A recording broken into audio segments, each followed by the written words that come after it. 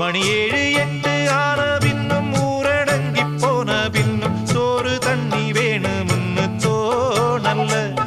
என் தெம்மாங்கு பாட்ட கேட்டு தெங்காத்து ஓடி வந்து சூதாக போக வேணும் அக்கறையில. நான் உண்டான ஆசைகளை உள்ளார பூட்டி வச்சு ஒத்தேல வாடுறேனே.